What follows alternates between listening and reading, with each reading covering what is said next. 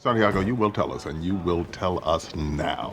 Hey everyone, I'm Rebecca, and welcome to MsMojo. Today, we're counting down our picks for the top 10 unscripted sitcom moments that were kept in the show. I was expecting bad news. I really was. We are finished. Nada, no more. Let the filibustering begin. For this list, we're looking at the sitcom moments that prove the best things happen when you least expect them. So, what unscripted sitcom moment stuck with you? Let us know in the comments. All right, let's get to it. Number 10, Moira's pronunciation of Bébé, Schitt's Creek. With her dramatic personal style, her endless collection of wigs, and her unique brand of family devotion, Moira Rose is a larger-than-life personality. One of her particular quirks is her unconventional way of expressing herself. Sadly, I won't be able to squire you for today's wedding venue peregrination. This includes an accent that co-star and series co-creator Eugene Levy described as, quote, vaguely European, which opened the door for one of her most memorable expressions. Does Bébé enjoy the theater? The term has become so iconic that it's easy to forget it didn't first appear until season 4. According to actress Catherine O'Hara, Bébé slipped out as a mispronunciation. Once she got a big reaction from the crew, though, she knew she had to keep it. My babies. No, your kids aren't here. My girls. What girls? My girls. Oh. Lorna, second from the left. Okay. If she takes on smoke, she'll never recover. Number 9, the Feeny Call, Boy Meets World. Eric Matthews has never hesitated to take his many problems to his teacher and neighbor George Feeny. The original script only called for Eric to shout Feeny's name. How could you not be here? Mr. Feeny? Mr. Feeny! Actor Will Friedle couldn't just leave it at that, though. Friedle has talked about being given a lot of room to play around and improvise on the set of Boy Meets World. With that freedom, he apparently took a lot of pleasure in exploring the many ways to deliver what would be known as the Feeny Call. Feeny! Feeny! Feeny! Ooh, that was a new one. Eventually, what started out as a simple directive would become one of the most memorable running gags of the entire series, and gradually evolve from a single line to practically a monologue in its own right. Feeny! Feeny! Ow! Hey, what? What? Hey! Ow!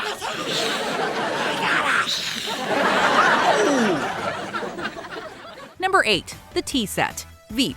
Given the world-class comedic talent of this cast, it's not surprising that they were encouraged to improvise in front of the camera. During the episode's Special Relationship set in London, actors Tony Hale and Matt Walsh got a more unexpected opportunity to show off their abilities to think on their feet. Mike, you're in charge. Yes, sir. Oh my God, Mike. Oh my God. I got it. I got this. While filming a scene, Hale backed into a table and actually knocked over the tea set on top of it. Rather than call cut, the two actors ran with the accident. This is like the Queen's China. They're gonna let us back in England again. Oh my God. We need to research everything Ray Whelan's ever wrote. Doesn't matter, Jerry. It does matter! Even more hilarious than watching them scramble is seeing their efforts to hide the damage. What are you looking for? I'm looking for a napkin to at least cover it. Oh my God. Behind the curtain. Put it behind the curtain. Knowing that their attempts to keep Selena from noticing are happening in the moment just makes the scene that much more fun to revisit. Number 7, the death of Marshall's father, How I Met Your Mother. Though this show is remembered more for its lovable sense of humor and its divisive finale than for its heavier emotions, How I Met Your Mother could sometimes get intensely real. By far the most devastating moment of the show comes when Marshall discovers that his father has died. Your father, he had a heart attack. He didn't make it. Throughout the episode, aptly titled Bad News, we see a running countdown to some uncertain milestone. Wanting to deliver a genuine performance, actor Jason Segel chose to be as oblivious as the audience. This is great. I was expecting bad news. I really was. When Lily delivers the news, his reaction in the scene is 100% authentic. He even ad-libbed the heartbreaking final line. I'm not ready for this.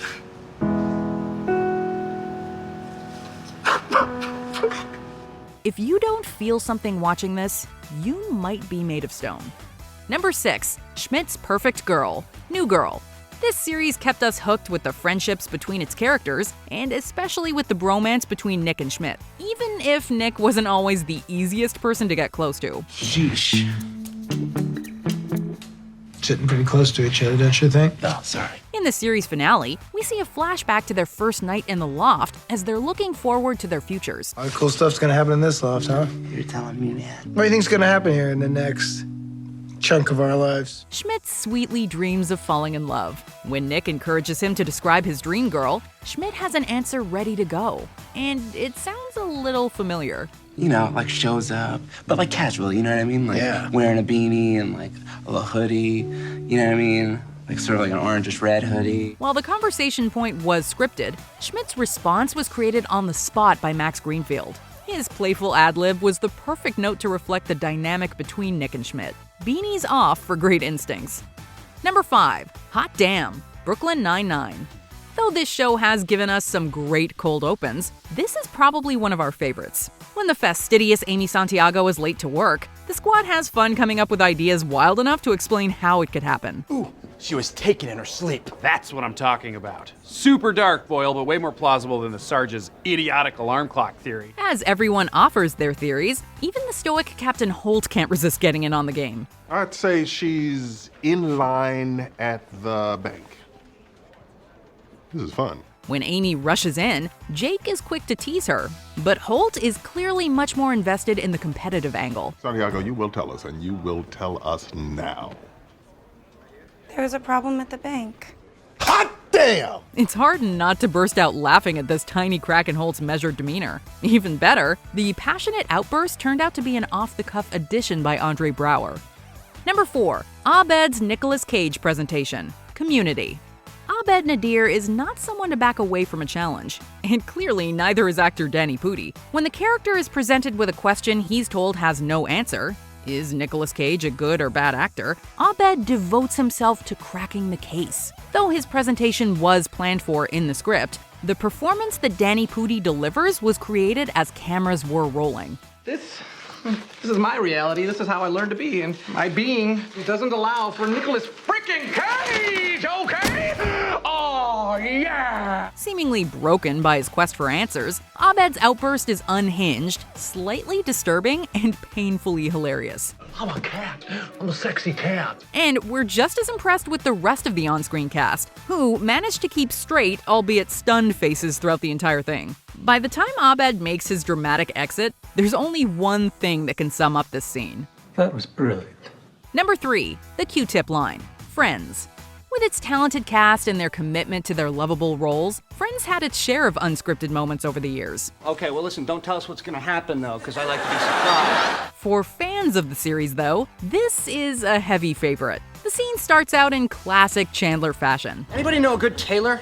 You need some clothes altered? No, I'm just looking for a man to draw on me with chalk. Joey's unhelpful response is also typical of the character, and apparently the original script for the episode directed Chandler to treat it that way. Instead, Matthew Perry had his own response to the situation. Okay, you have to stop the Q-tip when there's resistance. We're not sure which is better, Perry's brilliantly snarky comment, or the physical gesture he added to punctuate it. Either way, this moment is held up as an example of Friends at its best.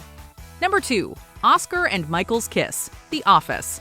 No show has ever done cringe comedy as successfully as The Office. When Michael accidentally outs Oscar to the Dunder Mifflin team, his efforts to make up for his behavior go painfully awry. Things eventually culminate in a seminar that is downright disastrous. I don't think I can work here any longer.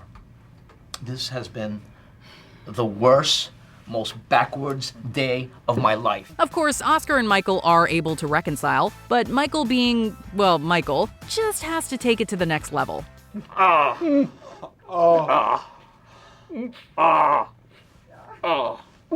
did it. In real life, it was Steve Carell who suggested elevating the script's kiss on the cheek to the excruciatingly awkward kiss on the lips that we see on screen. The reactions of the other cast members are almost better than the act itself. In a show full of unforgettable moments, this stands out as comedic history. I want you to watch this.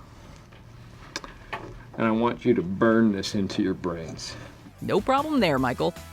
An iconic sitcom moment to be sure. But our number one is an almost 9-minute virtuoso solo performance so masterful it absolutely had to top the list. Know what it is? Well, let's look through some honorable mentions and then we'll see the top unscripted sitcom moment that was left in the show. Sophia's Serenade, The Golden Girls. A planned performance became a brief duet. We sing together. Oh, come on. Let's try together.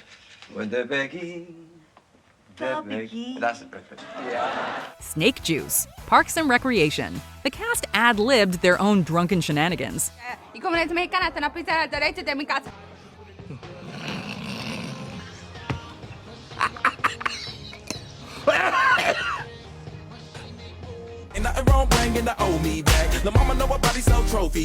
An impromptu cameo. Friends. When Robin Williams and Billy Crystal unexpectedly drop by, you let them play. We are finished. Nada, no more. You are a bastard for doing that. Come on. Get away from me. Come back. Before we continue, be sure to subscribe to our channel and ring the bell to get notified about our latest videos. You have the option to be notified for occasional videos or all of them. If you're on your phone, make sure you go into your settings and switch on notifications. Number 1. The Filibuster, Parks and Recreation. Of all the brilliant celebrity guest spots on Parks and Rec, this has got to be one of the best ever. Patton Oswalt's Garth Blunden has an objection to Leslie's proposed amendment of the Pawnee Town Charter. In an effort to stave off the vote, Blunden does the only thing he can do. He filibusters with his own fantastically nerdy proposal. Let the filibustering begin. I would now like to share some ideas I have for J.J. Abrams' 7th chapter in the Star Wars saga. Oswalt improvised an entire 8-minute spiel about his ideas for an epic Disney-branded saga. If he holds the reality gem, that means he can jump from different realities. This will be our link to the Marvel Universe from the Star Wars universe. Unfortunately, most of his speech had to be cut for time purposes, but what's left still makes for one of the series' best scenes. Also, as it turns out, weirdly prophetic. The gloved Mandalorian armor gauntlet of Boba Fett grabs onto the sand outside the Sarlacc pit, and the feared bounty hunter pulls himself from the maw of the sand beast. Maybe somebody was listening. So, do you want to see a Marvel and Star Wars crossover? Or, more on topic, can you think of any other unscripted sitcom moments that were left in the show? Be sure to let us know in the comments, or come tell me on Twitter or Instagram at Rebecca Brayton, or on my YouTube channel. See ya!